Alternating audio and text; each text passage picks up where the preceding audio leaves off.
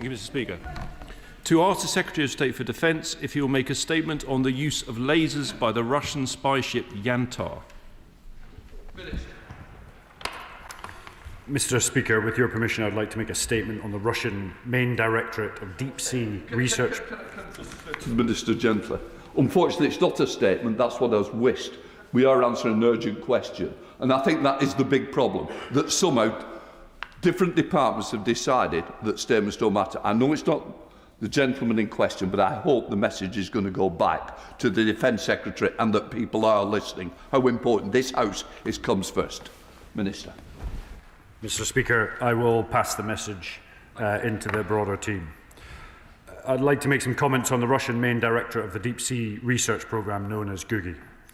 As the Secretary of State for Defence described yesterday, the Russian research vessel Yantar is part of this programme and is used for gathering intelligence and mapping undersea infrastructure, not just in the United Kingdom, but across many other nations, both in Europe and indeed across the globe. The UK understands that the Yantar is but one in a fleet of Russian vessels designed to threaten our critical national underwater infrastructure and pose a threat, indeed, to our economics and our way of life. Russia has been developing a military capability to use against critical underwater infrastructure for decades. GooGi is developing capabilities. It's deployed from specialist surface vessels and submarines that are intended to be used to survey underwater infrastructure during peacetime, but then damage or destroy infrastructure in deep water during a conflict. Russia seeks to conduct this type of operation covertly without being held responsible. Such capabilities can be deployed from surface vessels like the Yantar. That's why Defence directed a change in the Royal Navy's posture so that we can better track and respond to the threats from this vessel and many others. The Yantar has once again been operating in and around the UK's EEZ for the second time this year. During this time, she was continuously monitored by Royal Navy frigate HMS Somerset and the RAF's P8s. We will ensure that the Yantar is not able to conduct its mission unchallenged or untracked. But this has not been without difficulties. A laser assessed to be originating from the port side of the Yantar was directed at British personnel operating one of our P8s. This was a highly dangerous and reckless attempt to disrupt our monitoring. The P8 continued to monitor the Yantar's activity. Personnel, when they arrived back safe in the UK, were medically assessed post-incident, and no injuries were sustained. There was no damage was sustained to the aircraft or her equipment. Russia does not want us to know what they are doing. They do not want us to know what the Yantar is up to. It does not want the world to know what it is doing, but we will not be deterred. We will not let the Yantar go unchallenged as it attempts to survey our infrastructure, and we will work with our allies to ensure that Russia knows that any attempt to disrupt or damage underwater infrastructure will be met with the firmest of responses. And I'd like to finalise by saying a great thank you to the brave men and women of our Royal Navy and RAF that continue to keep us safe at home and abroad. James Cartledge.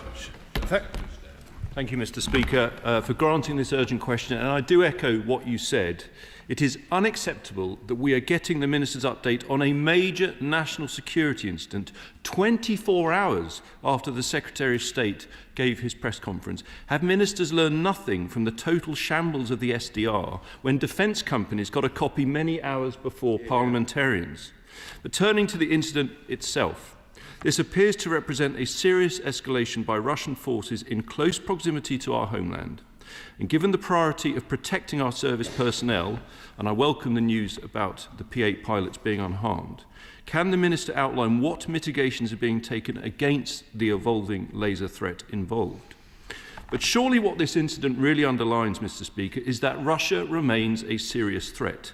That being so, we couldn't help but notice that the Defence Secretary got the podium out for the media yesterday, just as the Defence Select Committee was publishing a damning report about Labour's total lack of progress on boosting our defence readiness. The report said that when it comes to readiness, the government are moving, and I quote, at a glacial pace. And on the subject of pace, the SDR promised a defence readiness bill which would include measures to deal with the grey zone threat, Mr. Speaker. But ministers recently told me it hasn't even been timetabled. So what year will the Defence Readiness Bill become law? Now, capability questions are going to be key when it comes to undersea cables. But every one of Labour's defence policy papers has been late. They promised to publish a defence investment plan, and I quote, in the autumn. With a week of that season remaining, will they keep that promise? Finally, Mr. Speaker, as the Minister himself knows better than anyone, when it comes to the hybrid threat, our special forces remain more important than ever. So is he not concerned that General Sir Michael Rose, who led the relief of the Iranian embassy siege that made the SAS world famous, has condemned the government for, and I quote, hounding SAS veterans, warning this will harm recruitment and morale? To conclude, the Antar incident shows the seriousness of the threat we face, but in response, what are the government actually doing? The answer: Labour are cutting £2.6 billion from defence spending this year, surrendering sovereignty of the Chagos Islands, and following their shameful vote this week, they're putting the British Army back in the dock. Who said nonsense? Minister. The honourable member is correct. Russia does remain a threat.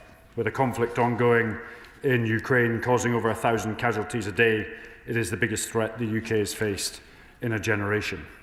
It's worth noting, though, as we progress, from my perspective, the criticism to the government about not doing anything.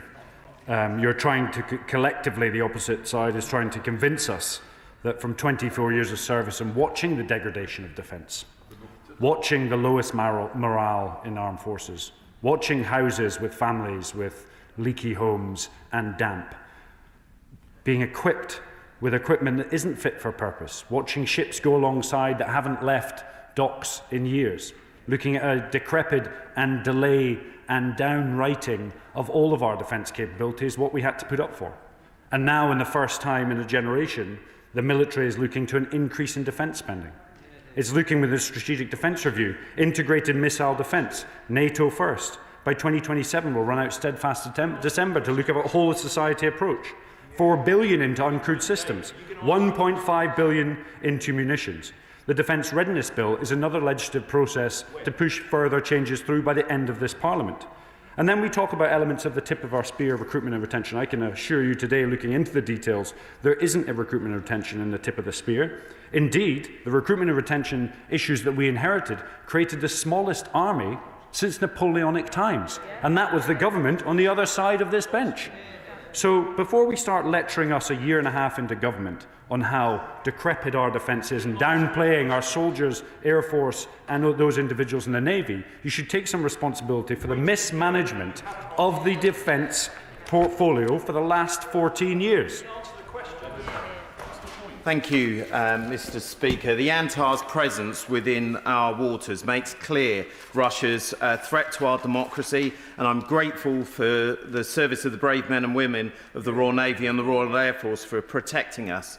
Set within the context of the Defence Select Committee's recent report, can the Minister highlight how our government's leadership of the Ukrainian Defence Contact Group, treaties with Germany and France, are essential in ensuring that we reset our relationships and ensure democracy is safe within Europe?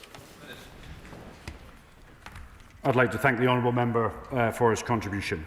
Since coming into government, we've signed the Trinity House deal with the Germans, we've renewed the Lancaster House deal with the French, we've done a world biggest ever frigate deal with the Norwegians, bringing in $10 billion of investment, the Typhoon deal with the Turkish, UK-EU security and defence. We've led the coalition of the willing with the French. We've taken on the UDCG, which has generated billions of pounds investment for Ukraine. EU, US, India deal. I would argue that this is like an episode, a really bad episode of Deal or indeed No Deal. Liberal Democrats, please. Thank you, Mr. Speaker. And may I begin by joining the Minister in thanking our service personnel for their bravery and dedication. The use of lasers in this incident was a brazen act of aggression by Russia which endangered the lives of RAF pilots. So has the government identified those Russian officials and military personnel who gave the order to engage so that they can be held accountable and sanctioned? What assurances can the Minister give that Russia understands the consequences of repeating this aggression towards the UK? Mr. Speaker, this episode has shown once again the lengths to which Putin will go to undermine Britain's defence. It follows the reports of Russian sabotage of Poland's civilian railway this week. So can the Minister tell the House what conversations ministers have had with fellow European ministers to agree a collective response to Russia's hybrid attacks, including to protect Europe's critical undersea infrastructure? And Mr. Speaker, recognising also that our Ukrainian allies are on the front line of Putin's aggression, will the Minister take forward my bill for the unilateral seizure of Russian assets in the UK so that these can be used to fund Ukraine's defence? Minister. The honourable member brings up a really valid point that the Yanta and the GooGi programme isn't just a UK issue. Neither is the asymmetric threats that we collectively face across Europe. It's an international issue. In particular, on GooGi, these vessels operate all over the world. And we will collectively work together to gather evidence, in particular, show them that we know exactly what they're up to, and if indeed expose any nefarious activity. And I would like to make the message to be in absolutely no doubt, we will hold people, states, organisations accountable should any of our critical national infrastructure be threatened in any way. Nick Smith. Thank you, Mr. Speaker. Given both the previous Baltic Sea incident in 2024, where underground cables were said to be sabotaged, and the latest provocation, where the Yanta is said to be mapping underground undersea cables, could the Minister please outline how Allied coordination, particularly with our Nordic and Baltic partners, could be strengthened? Minister. The honourable member raises a really valid point. We've seen several cables in the Baltics be severed or cut.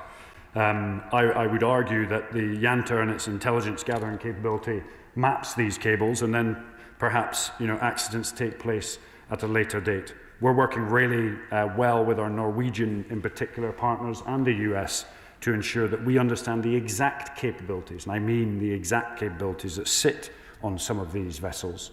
So if it were to happen, we can attribute it and indeed expose it, not just from a UK, but from an allied perspective. Julian. Responding to that directly, if the government is trying to map the capabilities of the vessels, can it tell us whether it knew in advance that it had this laser capability, and if it did, whether steps are underway to find methods of protecting our personnel against the effect of such laser attacks? And can he and the government just be careful not to fall for the bully's playbook of the killer in the Kremlin? It's no coincidence that this incident happened now, just at a time that the Americans are coming up with a peace plan, inverted commas, that plays into the hands of Putin and betrays our Ukrainian friends. Minister. I'd like to thank the right honourable member for his contribution, as always very focused and meaningful. The honourable gentleman, apologies. The specific capabilities, I won't go into detail. From our perspective, there's been no impact on the aircraft, no impact on the crew, and we've also expanded and broadened out our rules of engagement to ensure that no vessel can operate oversea over our critical national infrastructure without being watched and monitored in the most closest and sophisticated way. Sarah Coombs. Thank you, Mr. Speaker. The first duty of any government is to keep our citizens safe, which is why this Labour government is delivering a historic uplift in defence spending, in stark contrast to the cuts of the party opposite. The Minister's statement sets out a potent example of the rising threats to our country. So can he say more about how our increased defence spending is going to keep us safe and also support jobs in the defence industry, such as the Wesley Group in my constituency, which makes all the castings for our UK submarine fleet? Minister. The honourable member raises a really important point, that defence spending isn't just about defending the nation, it's about an engine for growth. The Typhoon deal alone has created over 20,000 jobs, and as you'll have seen recently, we're providing up to 100,000 drones to Ukraine just recently as well. And that's not necessarily to do with just the capability going forward, but the industrial base back here in the UK. Huge amounts of increase in defence spending in 2027 will broaden out our defence industrial base. Combine that with deals both here and in the UK will make this an engine for growth, increase jobs, prosperity, but importantly, shore up the defence of the nation. Sir Bernard. Thank you, Mr. Speaker. Can I, on the one hand, congratulate the government for being more forward in its public responses to this kind of provocation than any other European member of NATO, let alone the United States. But can I also just point out that this underlines what we know from what Putin and Lavrov have been saying. They think they are at war with NATO and war with the United Kingdom already.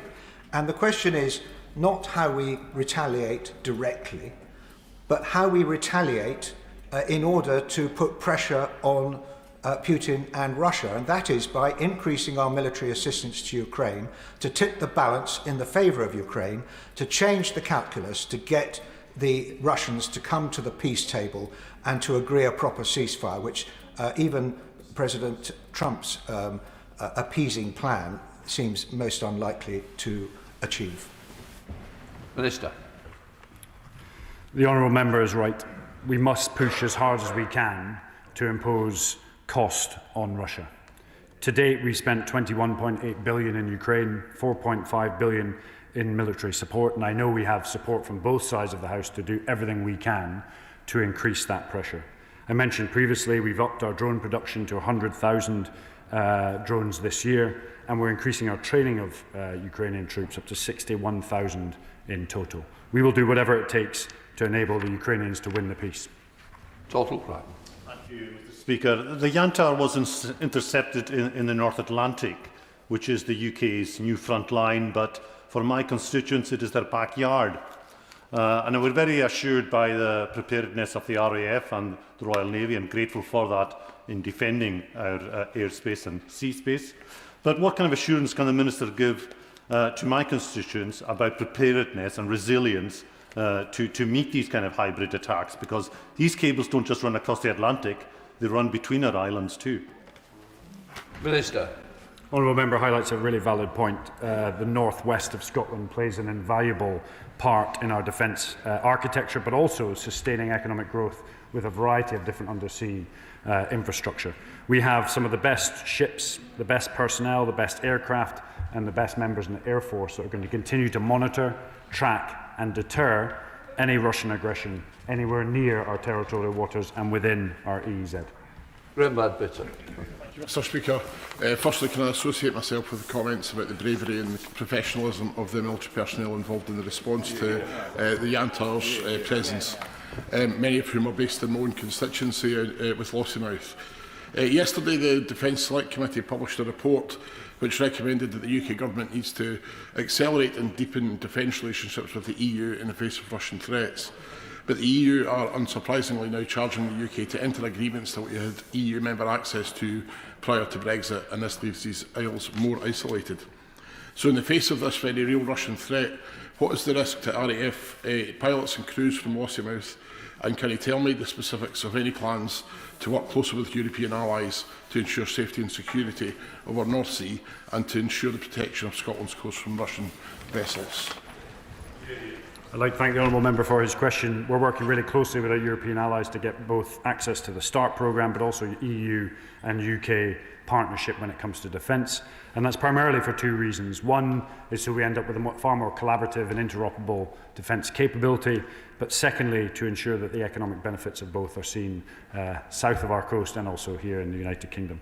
Really important from a P8 perspective is we have a trajectory to invest in P8s long into the future. They play such an important role in our anti-submarine warfare fleet and will continue to do so until the threat has gone. Jacob Collier. Thank you, Madam Deputy Speaker. Can I thank the Minister for his statement and also join him in thanking the Royal Navy and RAF personnel and other civilian staff that have been involved. I wonder if he could comment on our air defence, as there is a possibility that vessels like the Yantar could be used to launch drone attacks on the UK. Can the Minister reassure us that he's working to bolster the UK's air defence system? Minister. It's a very, very valid point. For years, we have not taken homeland security seriously. In the SDR, you will note we've invested in integrated missile defence, which is both important for very sophisticated systems, but also those low-grade systems that we've seen flying in our airspace that are sometimes more difficult to track and defeat. So you absolutely have the assurance we're investing in integrated missile defence as we move forward with the Strategic Defence Review and the Defence Investment Plan. Tom Tugendhat. Thank you, Madam Deputy Speaker, and I welcome many of the comments that my honourable friend has made today. I would just add enormous thanks to the intelligence personnel who assisted in not only zeroing in on the ship but understanding its capabilities a long time before anybody else arrived on the scene. May I just raised with him as a fellow former military assistant in the MOD. We've both seen governments of every colour making decisions and statements that sound good on the day, but then seeing the reality of lack of kit coming through. I saw it under Blair and Brown. I saw it again, yes, under governments of my own stripe. He's also seen it, I'm sure, under all.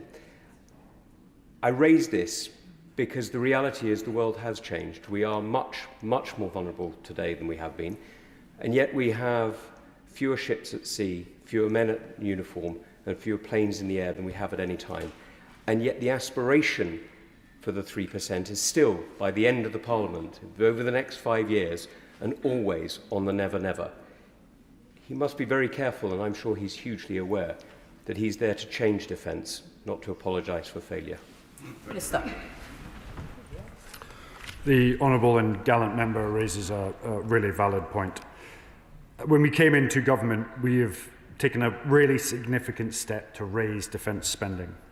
But he knows, as well as many other in the House today, that it's not just about buying or investing in the same capability, it's about rebuilding and reshaping our armed forces to fight not yesterday's war, but the war in the future, and absorbing many of the lessons from Ukraine to ensure we can transform our military to fight in the most effective manner. And that's why, personally, I got into this game in the first place, was to move that faster, in particular when it comes to autonomous systems. So you'll see in the Strategic Defence Review a massive increase of $4 billion into autonomous systems. You'll see the numbers of drone companies. Just today, the Defence Secretary has opened another factory just down in Plymouth, and I'm away to go after this to open one in Swindon. A huge industrial base is building within the UK for drones. It's a seed corn capability that can expand rapidly at times of conflict. And I'm happy to take any of these points offline to talk further how we can work collaboratively to move forward. Chris Webb. Thank you, Madam Deputy Speaker. The reckless act from Russia demonstrates how important it is that the world stands united against Putin's aggression. So what discussions has the Minister had with his international partners about maintaining and galvanising this support? Minister. A really useful point. Individually we are strong, collectively we are united. And I think it's really, really important that we double down on our allies and partners, whether that be NATO, whether that be the GEF, whether that be some of our European or international allies, to collaborate. And I'd like to refer both to the last couple of questions. This is all about stronger we are together, whether that is stronger in the UK with the Army, Navy, Air Force or intelligence partners to expose the Yantar's capability, or indeed collectively working with all our like-minded allies to make sure we're mapping and tracking their capability. And should there be a disruption in critical national infrastructure, we can expose it and attribute it as fast as possible. Ben Obsi-Jekti. Thank you, Madam Deputy Speaker. I think everyone in this House should be concerned by the increase in Russian sub-threshold activity, and this certainly isn't the first time that we found ourselves in this House discussing the Yantar specifically.